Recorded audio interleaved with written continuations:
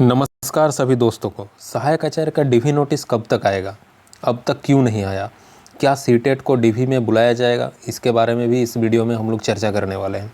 तो वीडियो बहुत ही इंटरेस्टिंग होने वाली है। तो अगर चैनल पर नए आए हैं तो चैनल को सब्सक्राइब जरूर कीजिएगा। वीडियो को लाइक शेयर करना तो आप लोगों का ये फ़र्ज़ और ड्यूटी बनता है। तो चलिए वीडियो को स्टार्ट करते हैं। तो दोस्तों, स्क्रीन पर आप जो भी देख पा रहे हैं ये माननीय उच्च न्यायालय के द्वारा 23 अप्रैल को पारित किया गया एक ऑर्डर है। इसका एक इम्पॉर्टेंट पॉइंट मैं आप सभी को दिखाना चाहता हूँ।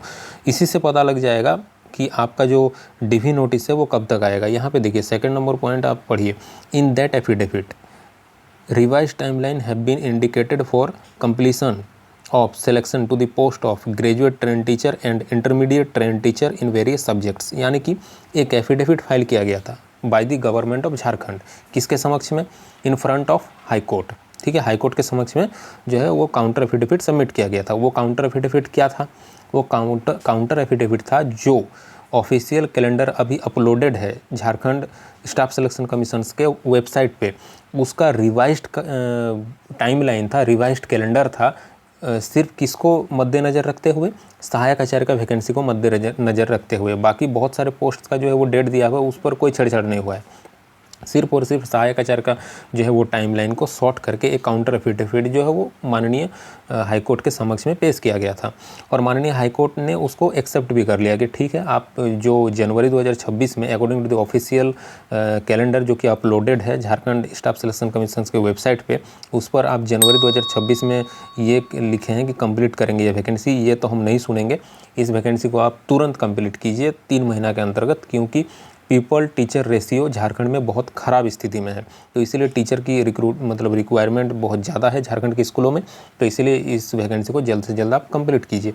तो उसी के रिगार्डिंग एक एफिडेविट फाइल किया गया था कि ठीक है माय लॉर्ड, हम जो है इस वैकेंसी को जल्दी कंप्लीट कर देंगे। सितंबर 2025 तक इस वैकेंसी को एनीहाउ हम लोग कंप्लीट कर देंगे।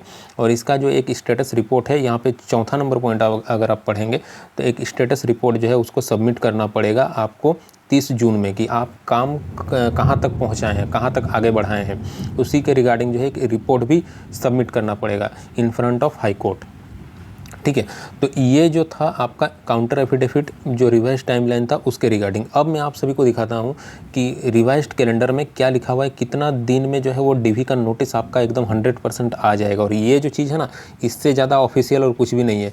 जो जीएसएससी का ऑफिशियल वेबसाइट पर जो भी नोटिस अपलोड होता है ना, उससे भी ज़्यादा ज़रूरी ये है। ये माननीय हाईकोर्ट का आदेश है, आप समझ रहे हैं। जो नोटिस है वो झारखंड स्टाफ सिलेक्शन कमीशंस के वेबसाइट पे नोटिस आ भी सकता है, जा भी सकता है। ठीक है, अगर मान लीजिए कोई गलती हो गया तो नोटिस को वो हटा भी सकता है। लेकिन ये जो जजमेंट है ना, इससे ज़्यादा इंपॉर्टेंट कुछ भी नहीं है। यही सबसे ज़्यादा ऑफिशियल चीज़ है। ठीक है, तो मैं आप सभी को वो कैलेंडर जो कि ऑफिशियल कैलेंडर है, जो कि पब्लिश अपलोड नहीं हो पाया है झारखंड स्टाफ सिलेक्शन कमीशन के ऊपर में, क्योंकि वो एक जो है इंटरनल मैटर है कि किस डेट में वो क्या कंप्लीट करेंगे, इसलिए वो पब्लिक नहीं किए हैं। लेकिन जो हमारे पार्टी थे हाई कोर्ट में, उनके द्वारा जो है वो हमने प्राप्त किया है। तो मैं आप सभी को दिखाना चाहता हूँ उसको। तो गाइस, मैंने इसी के बारे में चर्चा किया था कि माननीय हाईकोर्ट ने जो ऑर्डर पास किया था कि एक counter affidavit bye the government of Jharkhand के द्वारा जो है सबमिट किया गया है। तो ये काउंटर एफिडेविट में यही चीज़ था, एक जो है आपका टाइमलाइन था। ठीक है, यहाँ पे आप देख सकते हैं ये जो है इसको सबमिट किया गया था। तो आपका जो इम्पोर्टेंट सवाल ये उठता है कि कब तक आएगा डीवी का नोटिस। तो यहाँ पे क्लियरली लिखा हुआ है, यहाँ पे आप देखिए पहला स्टेप जो है वो कंप्लीट हो चुका है।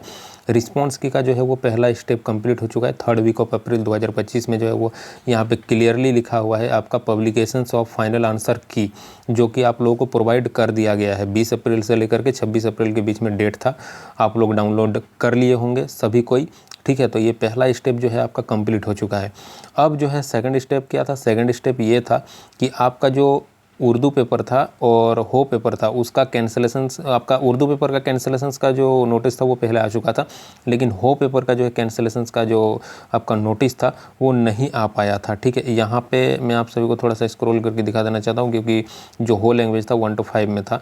यहाँ पे आप देखिए ये जो हो लैंग्वेज है ना, इसका जो कैंसलेशन का जो आपका नोटिस था वो नहीं आ पाया था। इसीलिए ये रिमेनिंग था, तो इसका भी नोटिस जो है वो 3rd वीक ऑफ अप्रैल 2025 में सेकंड स्टेप इसका भी कंप्लीट हो चुका है, ठीक है। हो का भी जो है कैंसिल का नोटिस आ चुका है। अब जो है वो 3rd स्टेप क्या है, 3rd स्टेप में आप सभी को यहाँ पे दिखा देना चाहता हूँ कि कब तक आपका डीवी का नोटिस आ जाएगा। 100%, 100%, क्योंकि ये माननीय हाईकोर्ट का आदेश है और हाईकोर्ट के आदेश में जो है वो नहीं कर पाएगा डिले। तो यहाँ पे आप देखिए क्या लिखा हुआ है, publications of notice for verification of document of shortlisted candidates, ठीक है।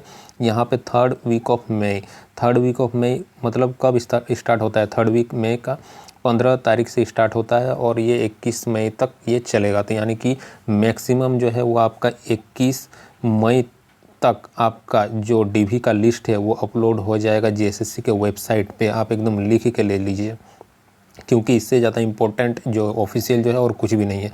और 100% जो है वो आपका 20 दिन के अंतर्गत जो है आपका नोटिस आप जेएसएससी के वेबसाइट पे देखने को मिलेगा, ठीक है। तो ये जो आपका डाउट था कि डीवी का नोटिस सर कब आएगा, कब रिजल्ट आएगा डीवी का, तो मैंने आप सभी को बता दिया कि 21 मई तक जो है आपका डीवी का नोटिस आप लोगों को वेबसाइट पे देखने को मिलेगा। 100%, 100%, एकदम थोड़ा सा 1-2 दिन आगे पीछे हो सकता है, लेकिन इस डेट को आप फाइनल एकदम मान के चलिए, क्योंकि अब जो है वो जेएसएससी डिले नहीं करेगा, क्योंकि वो बंद चुका है, वो लीगली जो है वो बंद चुका है, ठीक है। वो हाई कोर्ट से जो है लीगली बंद चुका है, तो वो अब आगे डिले नहीं करेगा, जल्दी से जल्दी कंप्लीट हो जाएगा।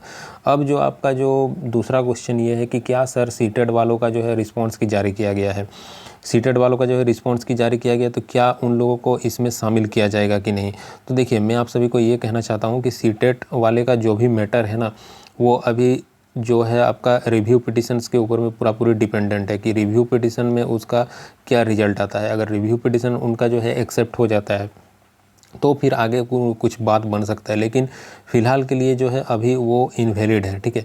माननीय सर्वोच्च न्यायालय का जो भी आदेश है उस पर आप जजमेंट में आप पढ़ लीजिएगा, उसमें लिखा हुआ है कि सीटेड जो है वो ऑनगोइंग प्रोसेस जो कि झारखंड सहायक आचार्य का भर्ती चल रहा है उस पर जो है वो सीटेड एलिजिबल नहीं है। तो जब माननीय सर्वोच्च न्यायालय अपने ऑर्डर में लिख दिए हैं तो मुझे नहीं लगता है कि जेएसएससी जो है रिस्क लेगा सीटेड को जो है डीवी में बुलाने का, क्योंकि अगर वो बुलाता है तो ये कंटेम्प्ट ऑफ कोर्ट माना जाएगा। और आप लोग को याद होना चाहिए कि परिमल कुमार जो है वो कंटेम्प्ट ऑफ कोर्ट जो है वो कर चुका है, ठीक है, कंटेम्प्ट फाइल कर चुका है और उसका भी जो है वो जो है प्रोसेस आगे बढ़ा दिया है। तो इसीलिए जो सीटेट वाले जिनके भी नंबर्स अच्छे आ रहे हैं, अब हम क्या ही कह सकते हैं, दुख के साथ कहना पड़ रहा है कि आप लोग जो है पूरी डिपेंडेंट है इसके ऊपर, रिव्यू पिटिशन्स के ऊपर।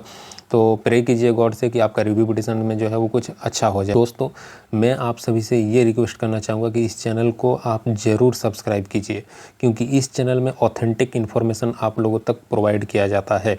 तो इसीलिए इस चैनल को सब्सक्राइब, लाइक और शेयर एकदम कीजिए ही कीजिए, 100% आप लोग को करना ही करना है। तो वीडियो को अंत तक देखने के लिए बहुत बहुत आप लोगों का धन्यवाद। और अंत में मैं आप सभी से यही कहना चाहूँगा कि मान लीजिए कोई भी आप लोगों का किसी भी टॉपिक से रिलेटेड कुछ भी डाउट हो, कुछ भी समस्या हो, तो कमेंट सेक्शन में लिखना मत भूलिएगा। अगर मेरे नॉलेज में उसका कुछ समाधान होगा तो मैं आप सभी को ज़रूर रिप्लाई करूँगा। अगर मेरे नॉलेज में उसका कुछ अगर जानकारी नहीं होगा तो फिर जो है मैं रिप्लाई नहीं कर पाऊँगा। लेकिन आप अपना समस्या या फिर डाउट जो है वो ज़रूर कमेंट सेक्शन में लिखिएगा। अगर हम सक्षम होंगे तो ज़रूर रिप्लाई देंगे। बहुत बहुत धन्यवाद।